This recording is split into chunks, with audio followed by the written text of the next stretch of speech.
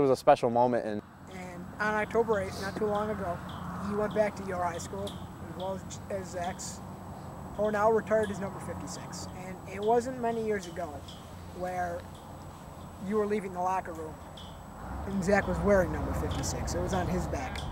How difficult was it for you to see that jersey one last time in a glass enshrinement and knowing that would be the last time it would ever be worn?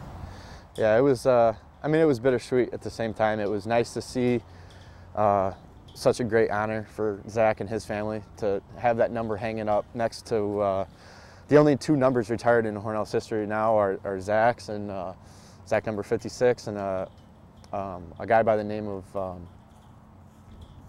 forgetting his name right now, but he's Larry Gleason. He was a state trooper, and he was actually killed in the line of duty also. He wore number 28. So those are the two numbers that are retired forever in Hornell's history. And it was just so cool to be a part of that night. Senior defensive end for the Brockport Golden Eagle football team. Certainly appreciate the time, and God bless for going through something that you did and helping the Smith family, and certainly appreciate your time. Yeah, thanks a lot, RJ. Appreciate the chance to tell the story. Guys, back to you. Welcome back to the Eagles Nest. I'm Brian Mazurowski with your Golden Eagles Sports Update. It was a busy week in Brockport sports, so let's kick things off with the football team. Brockport football was at home to take on Rowan, who was just 7 days removed from a win over top-ranked Cortland.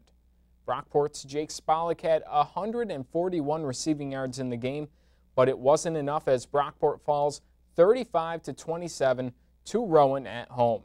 The Golden Eagles are now 2-5 on the year and 2-4 in the NJAC Conference. Brockport takes to the road to take on the Big Red Machine Kane this Saturday, and you can hear all the action starting at 12:30 with the pregame show on 89.1 FM and 891thepoint.com. While the football team is struggling defensively, the men's soccer team is certainly not. The team wrapped up their regular season this past weekend, finishing the entire year allowing just 7 goals against in 15 games played. On the road this past weekend, men's soccer split their final 2 games, losing to Fredonia 1-0 in overtime, and then bouncing back to beat Buffalo State 2-1 on Saturday.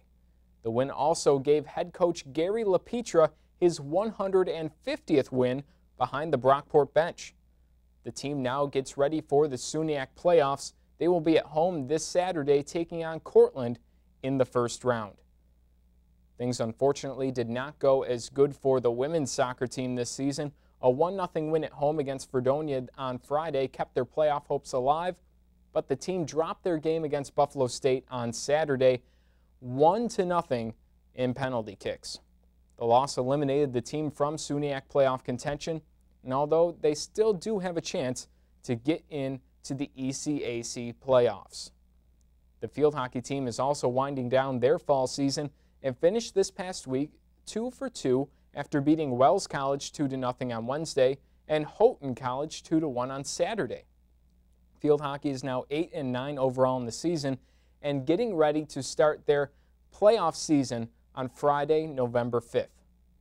And finally, the Brockport hockey team kicked off its season on Friday, taking to the road to face Utica. Things did not go Brockport's way, however, as they dropped their opener 3-1, with James Cody getting the lone Brockport goal. The team kicks off both their home and conference schedule this weekend on Friday and Saturday, when hockey will welcome in Potsdam and Plattsburgh to the Tuttle North Ice Arena. You can hear both games starting live at 6:45 on 89.1 The Point. That does it for your sports update. We'll take a break and be right back. Tonight we have the return of an old segment. It's Eagles Nest Top 10. This one will count down the top 10 reasons to look forward to winter sports season. Number 10, Brian Mazurowski returns to the play-by-play booth this weekend on 89.1 The Point for men's hockey as he fills in for Gary Uthimus. Thanks. That's very nice of you to say. Number 9, no more worrying about the weather because, fortunately, Brockport's winter sports are all indoors. Number 8, for those of you basketball fans, we got some good news on the radio front as well. Brian Montgomery will no longer be calling the plays. Thank you. Number 7, a reduced capacity Tuttle North Gymnasium means that Well, you better be excited, because if you're not getting in. Number 6, wrestling is in season and looks to lay the smackdown as they host the Oklahoma Golden Tournament for the 12th year, where they welcome in some of the top Division 1A wrestling teams in the country. Yep, and speaking of SmackDown, Kane is no longer the Big Red Machine. Plattsburgh is 69-2 in their history against Brockport hockey, including 6-0 in the past 2 years.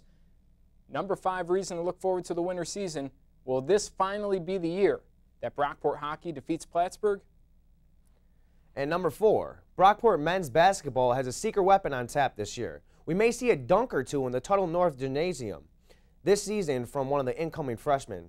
Be on the lookout, fans. Number 3, Santa Claus. Number 2, Friday and Saturday night sporting events on campus. No more waking up early on a Saturday morning to catch a game at noon. You can sleep in and catch some Brockport hockey, men or women's basketball, Friday and Saturday nights. The number 1 reason: the lovely ladies of Brockport Gymnastics return to action and will set out on a quest to capture a national title after falling just short and finishing 2nd place for the past 2 years. That'll do it for Eagles Nest tonight. We'd like to thank Chris Kohler of Brockport Football, the Smith family, Brockport Sports Information, and 89.1 The Point.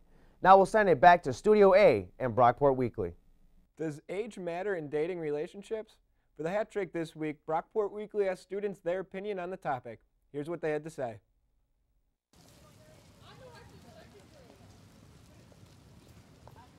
Does age matter in a relationship?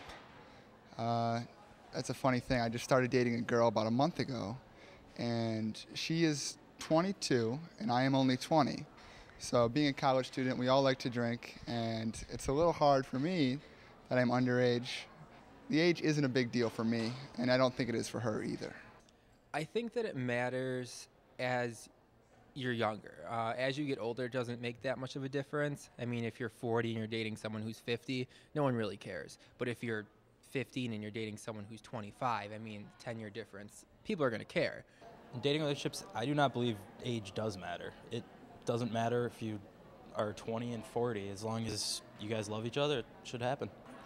I don't think the age matters in most cases because it's based on individuals and who you love, and age shouldn't be a factor. I think it matters because people have different maturity levels, and if you're dating somebody a lot younger than you, they're going to be very immature, and if you're dating somebody a lot older, they're going to be like more mature than you and more experienced. Personally, is if you want to date within your age, you can, but it's up to you. I personally date my own age, but that's me. So I'm 26, so I would date someone in my 20s. I would say that age doesn't matter, but that is within reason. I think within 5 years. It doesn't matter if you love each other and you're committed. So, Mike, would you like to pick this week's hat trick? Yeah. Let's see what I get.